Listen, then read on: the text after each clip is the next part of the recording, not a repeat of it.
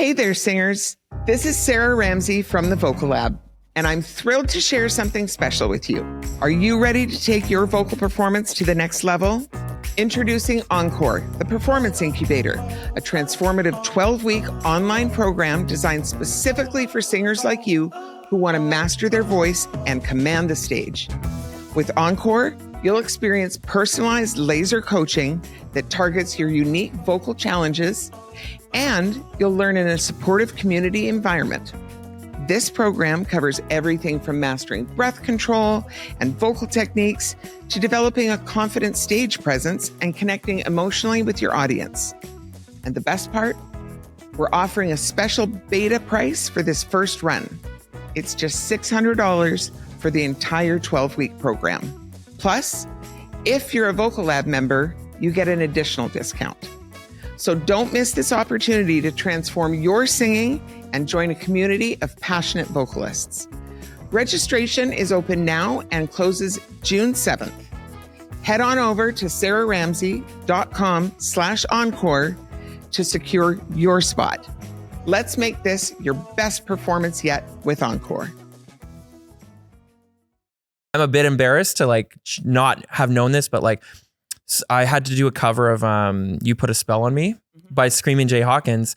And I find that song, it has been so gentrified because the original song of that, the Screaming Jay version, it's so raucous and so wild and maniacal. And to me, it's almost like Ozzy Osbourne and things like that, but way before that. And I hadn't heard the original version and I didn't even know who Screaming Jay Hawkins was, and realizing wow, this is awesome. And this song has been kind of softened, and people make it this sexy, but the original song is so, it's almost spooky and evil and a little bit but it came out in the 50s and it was so ahead of its time. And I think, there's so much rich tradition that we can all be studying and learning from and looking into. And it's amazing. It's an amazing journey. And I think everyone if you don't come from that culture and you are making music that comes from it, it's in your best interest, but also I think it's a requirement if you're coming into that, to do your homework and research. Welcome to the Vocal Lab. I'm Sarah Ramsey, and this show aims to pull back the curtain on the entertainment industry, where veterans give up-and-coming artists some of the information they wish they'd had when they were just starting out. Sort of a music industry primer, if you will. Welcome to the Vocal Lab. I am thrilled to have with me today Jonny Tobin. Thanks for having me. And Jonny is a Grammy and Juno-nominated keys player, vocalist, and producer based in the West Coast of Canada. His keys and production work have graced hundreds of tracks, from independent artists like New York City-based Sarah Kang to breakout hip-hop artist D Smoke, to placements for Vogue Germany and the Utah Jazz NBA team. Jonny's original music resides in an alternate dimension somewhere between a 90s video game and a 60s Blue Note record. Fat synth funk grooves playfully collide with abstract jazzy undertones and create immediate infectious vibes for the listener. To date, Jonny has released 5 original albums in the past 5 years, if I'm not mistaken. Yes. It's fairly prolific. And his songs have collectively received over 10 million streams and have been selected for numerous official editorial Spotify playlists, including Jazztronica, Chill Out Jazz, Butter, Lo-Fi Beats, Best Funk Songs of 2021, and several others.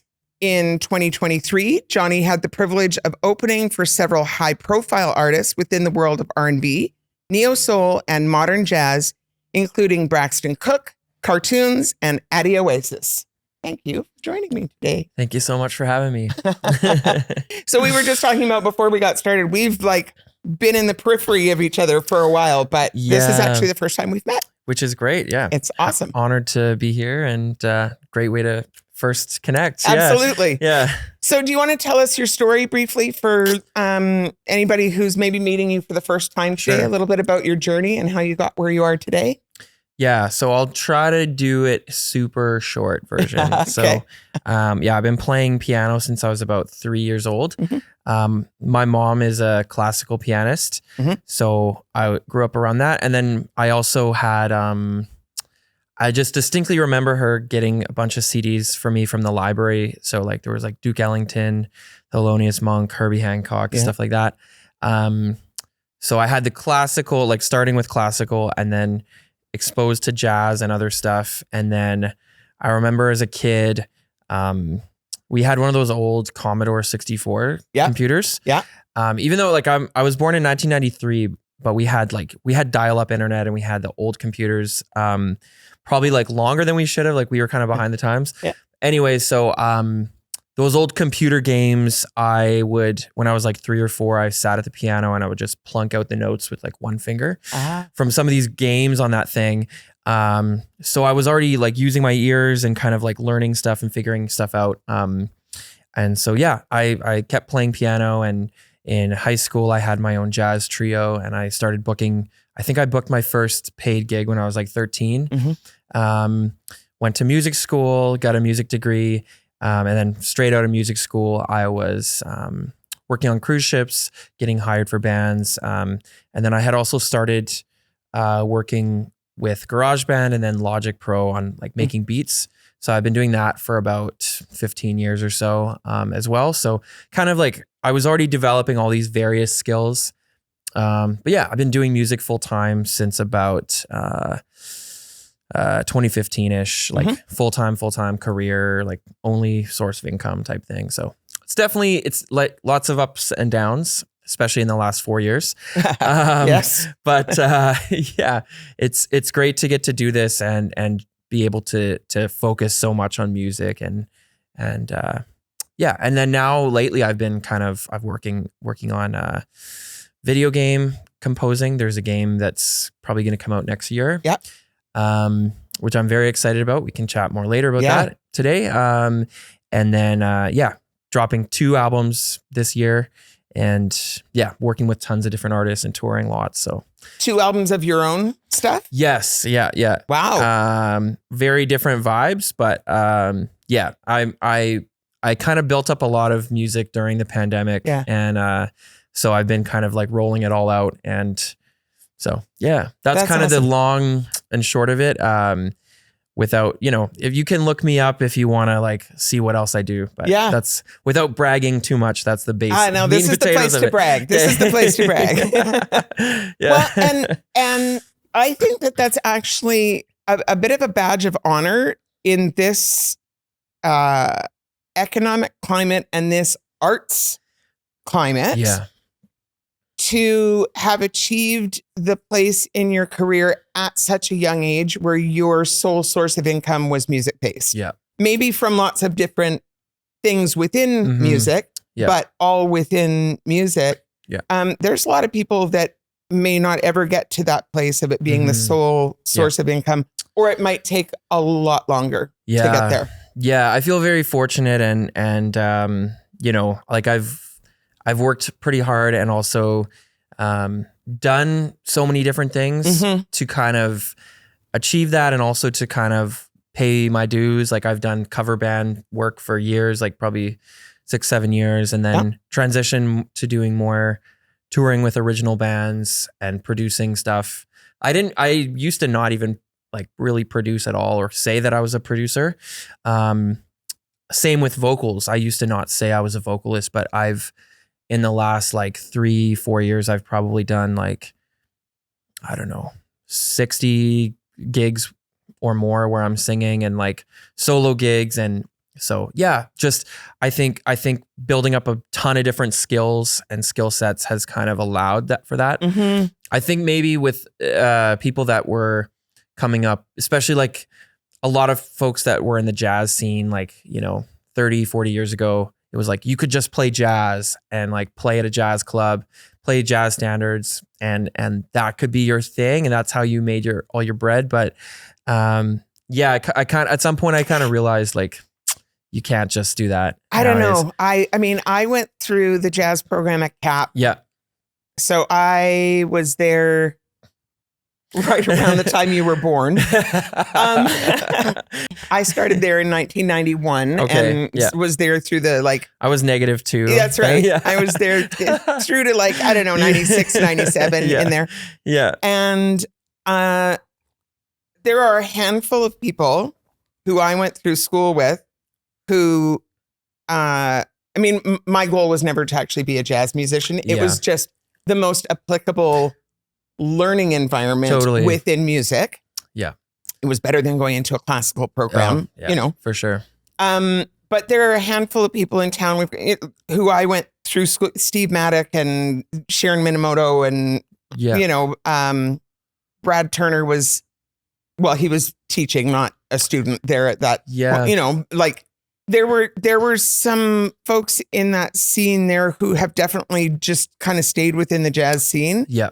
But even from that era, they're few and far between. And lots of it is teaching. A lot is, which is great. Totally, yeah. And I went to Cap as well, and I studied with Ross Taggart. Yep. Rest in peace. Yep.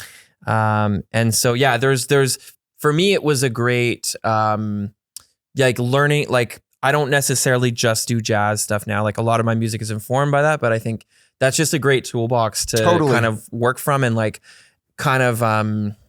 I teach people certain things, I think that drawing from that and kind of giving people a taste of that, even in terms of here's chords and stuff you can use and just the approach is really helpful, right? Yeah. So, yeah. Well, and I think actually, I'm going to ask you a question about your education directly in a second, but I do think that it, I've had a lot of different guests and we do talk about education with most guests. Mm-hmm.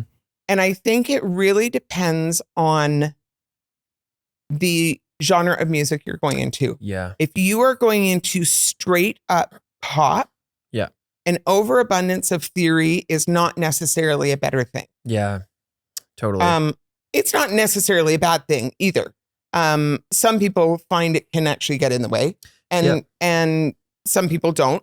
But it's certainly not a requirement if you are just doing straight up pop. But if you're doing more funk stuff, jazz informed stuff, stuff that is not, excuse me, that's not just straight up pop, a wider theory base that is a jazz based theory, not a classical based theory, because they're different. Yes.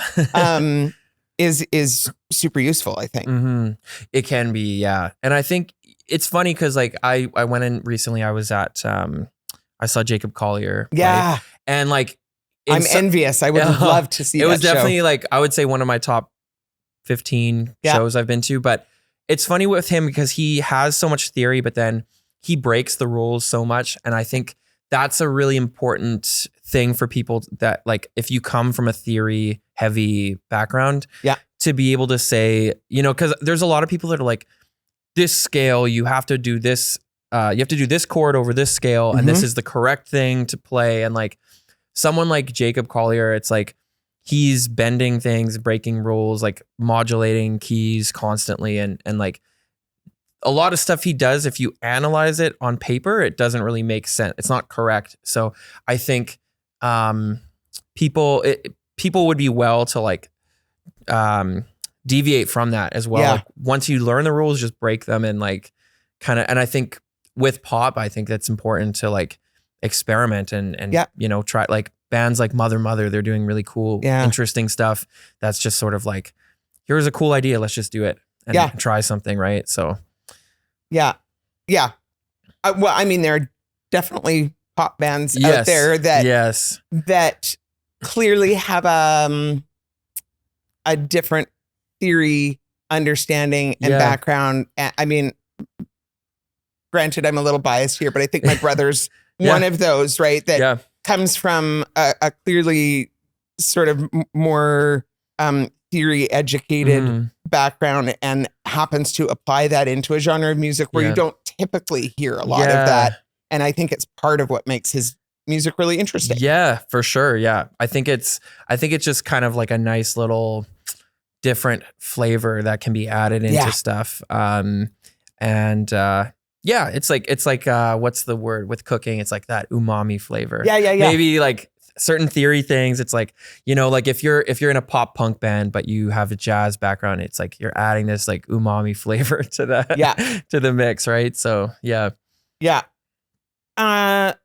I'm switching up the order of how I normally ask these questions because we're talking about education and theory and stuff right now. But being in an industry where we do see really widely varied levels of education, and some of it being very formal education and some of it not, some being self-taught or in more of a like mentorship capacity. Do you want to talk a little bit more about your education and specifically how you feel it has impacted your career? Okay. Can I get really raw here? Absolutely. Okay. So, good, bad, and ugly. Yeah. So, okay. So, circling back to my bio, like one of the artists that I opened for, Braxton Cook, who like viewers watching this, if you don't know this guy's awesome. Like look his music up. He's really cool. But during his set, he literally said F Juilliard.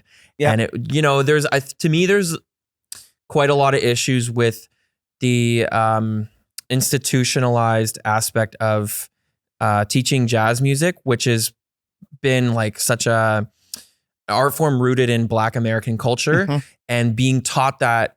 And I didn't really know or think about the weight of this at the time, but just like the faculty is all kind of like middle-aged white dudes that grew up here and don't have a lot of experience or connection with where that music culture is formed. And like the music is for everyone, but I also think that there's a degree of like colonization that has occurred within jazz music and jazz education. And so now kind of in hindsight, part of me thinks I might have, if I could go back and do it again, I would have maybe preferred to like go to New Orleans or New York and like take that $40,000 and like do that. That being said, I still appreciate the degree for what it was and like the ability to, be able to play music so much and have this dedicated time and space of people that are all there and they're all like so passionate about music. For me, that was the big takeaway outside of all the kind of socio-political aspects is because I remember when I was in high school, I feel like I was the most passionate musician in my whole high school. And then I came to this university and like everyone else there, they were also like the most passionate person from their high school if they were coming straight from high school. Yeah. And so realizing, these are just a bunch of kindred spirits. And that part to me was really impactful. So yeah, getting to be in like practice rooms and say, okay, like at 3:00 today, we're going to go and jam for 2 hours and things like that were very meaningful to me. But I would say actually a lot of learning just occurred from engaging with other musicians and listening to stuff on YouTube. And like, that's a big thing I tell people if they're taking a lesson from me. I just say like, listen to the stuff. Like that's the only way to really learn how things are supposed to sound and feel. You can't really teach feel. So yeah, I mean, there was a lot in school, just these are the scales, these are the correct notes, but I think feel really, you just have to know it and feel it. And so yeah, long story short, I would say I have some regrets about my educational experience, but it's happened now and I can take the good aspects from that. Like there's a lot of people I wouldn't have met if I hadn't gone to that school and I'm grateful for that. And it's, the community aspect around that has been amazing. So yeah, I agree. Having gone through that program, I mean, same program, but 30 different years eras. prior, right? Yeah. I was in that program in the first year that it was a bachelor program. Oh, wow. Yeah. And I went in and it was interesting because I experienced a lot of like pushback because it was from some of the faculty. I want to be clear, not so much from the students, but from some of the faculty, because it was clear that I had no intent of going into jazz. Yeah. But I was also in like the A choir and I was in Nightcap, and I was one of the stronger singers in the, whatever, sight reading and all that kind of stuff. Yeah. But I didn't fit the jazz mold. Yeah. And so there was a lot of like, you're doing stuff that's not just 100% jazz in your juries. And we don't like that. Why are you singing a country tune? Right. That's not okay. And it was I get that it's a jazz program, but I also was disappointed that there was not a little bit more recognition that to come through any contemporary based music program and be trying to train people to be able to be working musicians on the other side of it, that there wasn't more recognition for a wider breadth of style as being valid instead of invalid. What's funny, I have good friends that have gone to CAP that one of them was literally told, "Oh yeah, your singing is too soulful," and I'm like, "Well, that's a huge compliment." But it's funny that is like a critique that is given, and you're sort of expected to fit in a certain box. I'm hopeful that things like that will change. But it's really important to remember that jazz is such an open thing, and like I just. As you were saying all this, I thought about someone like Esperanza Spalding. Like she put out like almost like this indie punkish album. And then I think about artists like Willow Smith. I don't know if you've heard her new stuff, but I have not. Her new stuff is like, it's, I would say it's very jazz informed, but it's like jazz mixed with like Tool and punk rock. But there's like pianos and it's like odd time signatures and stuff. And to me, like if I had a student, if I was a professor there and I had a student creating music like that, I would want to encourage things like that and just encourage people to explore and say, like, for example, if someone's doing country, it's like, okay, well, clearly this is something you want to do. Let's help you realize your fullest self and not impose like, you must be a 1940s-esque, jazz singer. So yeah, it's interesting. I think that's a common thread many people have had, whether it's you're there in the 90s or now, right? So yeah. And I really appreciate what you had to say about the history and the genesis of the music art form and the cultural implications of it. And I think that is a piece that bears a lot of examination and discussion in any academic program that is teaching it. And I think that it actually goes beyond just the form of jazz as well, because if you look at R&B, you look at fact is you look at rock and roll, country music, even blues, blues, all of that. Yeah. They all have their roots actually in African American culture, music. Yeah. That's where all of those music forms grew from. Yeah. And it is most of the people who participate in those, and myself included, I don't know nearly enough about it. Yeah. But most of the people who participate in those forms of music don't understand the roots of it. And it's a bunch of white folks doing a bunch of stuff. Yeah.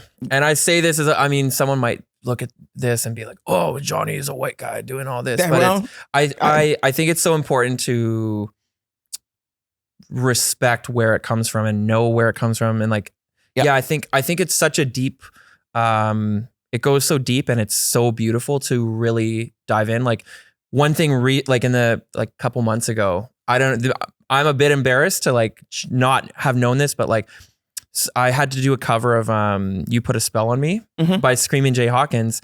And I find that song, it has been so gentrified because the original song of that, like the Screaming Jay version, it's so raucous and so like wild and maniacal. And like to me, like it's almost like Ozzy Osbourne and things like that. But like way before that, And I hadn't heard the original version, and I didn't even know who Screaming Jay Hawkins was, and realizing like, wow, this is awesome. And this song has been kind of like softened, and people make it like this sexy, but like the original song is so it's almost like spooky and evil and like a little bit like, but it came out in the 50s, and it was so ahead of its time. And I think there's so much rich tradition that we can all be studying and learning from and looking into. And it's amazing. It's an amazing journey. And I think everyone if you don't come from that culture and you are making music that comes from it, it's in your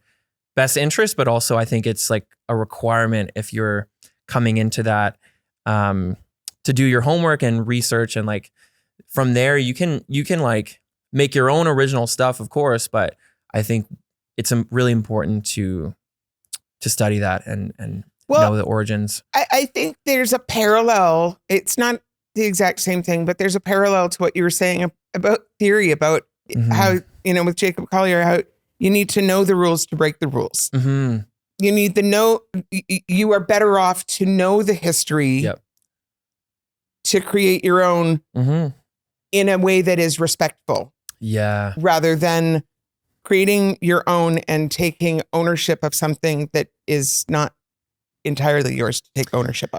Well, like, yeah, and I'm not going to name, like, there's big pop artists that have been criticized that like clearly are like mining material from XYZ Black artists. And they haven't really, in some cases, they've even outright dissed those artists. Again, I'm not naming the white artist that's doing that stuff, but like people have come under fire for things like that. And it's, I think it's as simple as just saying, hey, this song, here's my new single, this came out. This song is inspired by this. Yeah. Because it clearly is. You can hear it in the music. But if you're not respecting those things, it kind of just feels like you're extracting and stealing, and you're not respecting what it came from. Right. So yeah, I think that's a great point you made about knowing the rules to break the rules, but then also knowing the history to sort of like create new history and new things. That's awesome. I love that. Yeah. What have been sort of the most important relationships in your career? And I'm not specifically asking you to name names. You can answer it however you want. But when you look at getting from being the 3 or 4 year old plunking out video game themes on the piano to where you are established in your career now, what have been those relationships, personal or professional, that have helped with that process?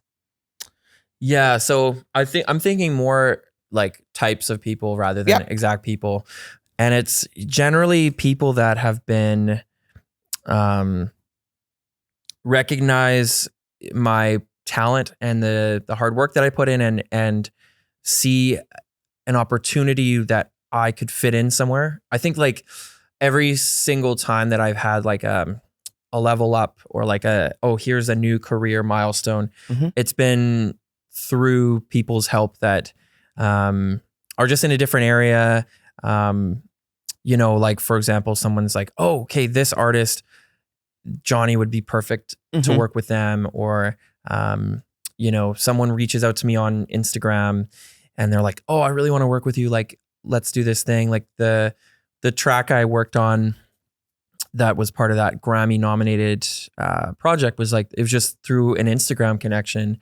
So yeah, things like that, just people really being generous. And I've had this happen a few times where I go places and people are like, someone brand new will meet me and then they say, oh, Jonny Tobin, yeah, I've heard of you. Like people are talking about you. And it's kind of a nice feeling to know that people are bringing your name up positively to others. Yeah. And so I think those are the types of connections that have really meant a lot to me. And I'm very grateful for those things. That's kind of what has helped expand my career, I guess. It's just generally those sorts of things. Yeah. Yeah. And let's talk a little bit about your songwriting process. you both solo write and co-write? Yeah. Is that correct? Yeah. Yeah. It's interesting. Like last night, for like over a year, I haven't had like a proper desk at home. Just been in flux so much and moving. So finally yesterday I got a desk and I wrote like 3 songs last night, and it was interesting because all 3 were kind of different vibes. So one was like for a video game that someone commissioned me to do, kind of a horror sci-fi cyberpunky thing. So for things like that, I generally, if I'm composing, I really think about like textures, and especially if it's a video game, my process is very much like, okay, just set a vibe and create like a feeling of like you're in an area, you're surrounded by something, and you're really like, I'm really using my imagination. Then the next thing I made after that was just kind of like an 80s-ish song, and I sort of was like, I want to take like Tears for Fears mixed with Prince, mixed with like 90s R&B. And so sometimes I'll think about an aesthetic, and I don't really listen to a lot of like references when I'm doing that. I just sort of like in my mind of what I imagine that this thing to be, I just try to then create, and it always ends up being different than what I, if you put it side by side with those things that I mentioned, it might sound different, but it's just kind of like, this is my interpretation of that thing. Yeah. That's another thing. And then the third thing I made was like a piano, dark cabaret, kind of vampire-y love jazz ballad type thing. And for that, I just sat at the piano, just improvised, and it was like 3 a.m. And so I find, I guess the general thread is like really, I imagine a lot of things, and I have kind of worlds in my mind and images, and I'm inspired by a lot of movies and video games and books and just stories and lore. So I always kind of have that in my mind. And then when I'm working with other people, like co-writing, I still try to bring some of that to the table. And so sometimes I'll like maybe watch something with someone, or we'll talk about things that we're listening to or watching, and try to create an idea or a theme together. But I actually haven't been co-writing as much lately. I've been really focused on my own thing a lot more, but I'm excited to get back into it now that I've sort of created all these things of my own, and I'm interested to see what it's going to look like, getting in a room with someone else now. Yeah. So I think that's fascinating, the way you describe your songwriting, because I've never heard anybody talk about their process like that. It feels to me the way I would expect an author, like a novelist, to describe world building. That's what cool. It sounds like when Thank you for saying that. Talk about that. Thank you. Yeah, I mean, I don't know if maybe I always thought that way. Like I remember when I was a kid, it's very multi-sensorial. Yeah, like I would when I was a kid, I wrote stories, and I was really into like Star Wars and Lord of the Rings. I mean, I still am, but like those were big. I remember going out into the forest as a kid with like sticks and just pretending I'm a Jedi and like slashing stuff with a stick. So I think I've always kind of had that streak in me. And I think a lot of it is just connecting with my inner child and with play. And yeah, I don't necessarily think, okay, this song is going to have a 3-6-2-5 progression, like I know what I'm doing to like put stuff like that in, but I'm more just like, okay, what are the textures and what's the mood? And so, yeah, like a lot of my original stuff, a lot of the titles of the songs, even if it's instrumental, it's kind of trying to evoke something, or it's like, like this is actually one of my albums, Earth Signs. Yeah. And so the whole album is kind of like space, cosmic. And then a couple of songs are like named after astrology signs. And so, yeah, I get that's, thank you for saying that. And I definitely try to think multi-dimensional, I guess. Yeah. So everyone's routine in the studio looks a bit different. So when you move, from writing into actual production land, do you want to talk a little bit about your studio process and what that looks like? Yeah, I try to really cater to what the song / the artist / whoever the producer or engineer in the room is looking for. Generally, I sort of say like, here's, I have my ideas of what I think is good for the song.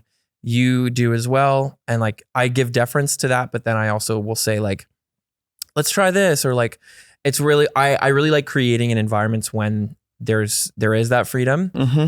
Sometimes you're also on the clock and you just have to kind of plunk out like a country, 2 passes of a country B3 organ, and that's fine too.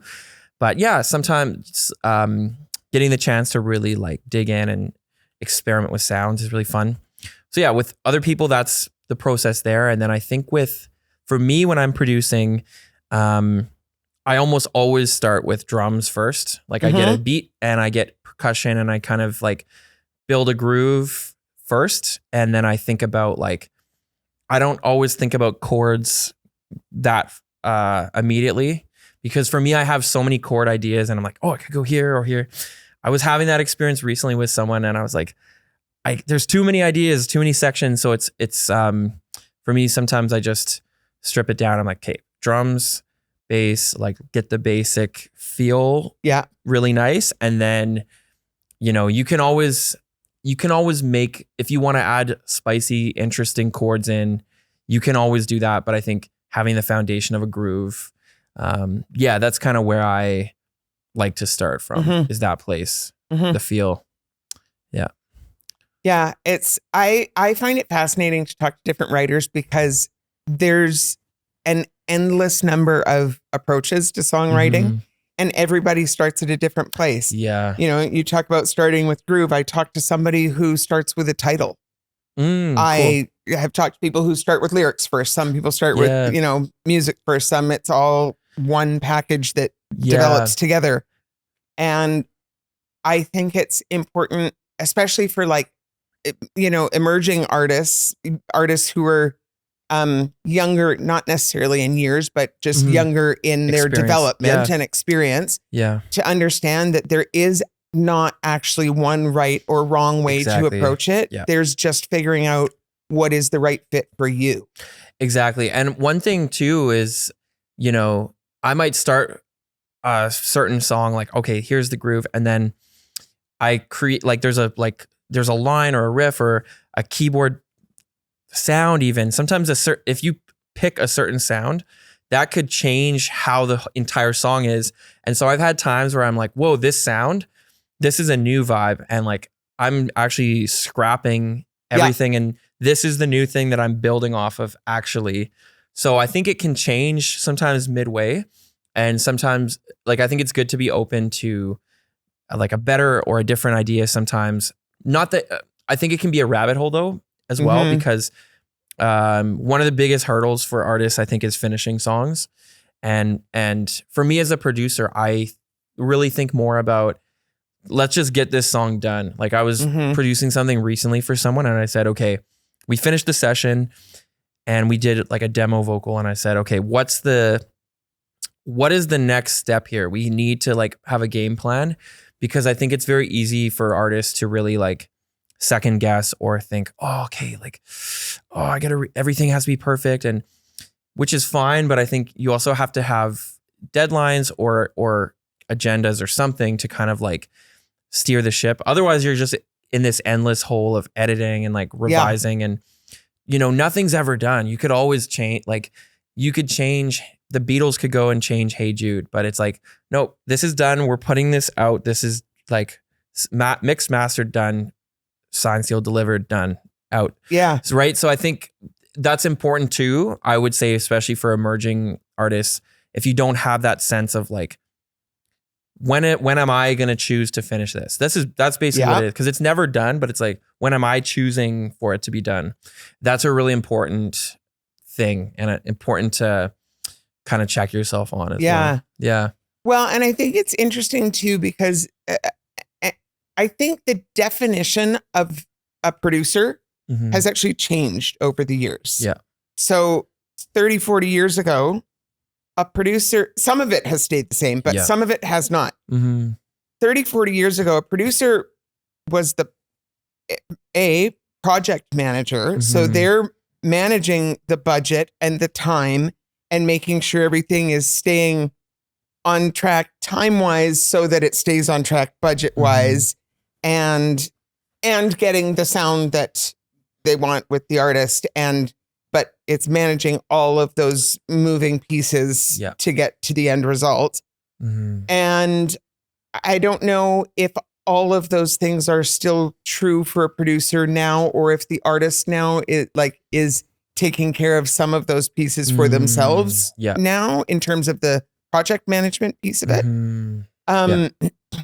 And a producer now, there's a piece of it that wasn't there 30, 40 years ago that's now about like making the track and doing that. That's not what a producer did 30, 40 years ago at all. Yeah, exactly. But they do now. Yeah, it's almost... Or they can now. Exactly. Like, it's funny, like it's almost more hands-on, but then it's hands-off in other ways. Yeah, for me, I was thinking about my own evolution as like a producer, and now almost like if I'm working with an artist, almost every single time now, vocal coaching / arranging is almost part of what I do. Not every producer does that, but I find like, unless an artist really is like, okay, I know all these harmony stacks, I want to do this, I find I'm actually like kind of going in and saying, okay, do this harmony here, sing this note.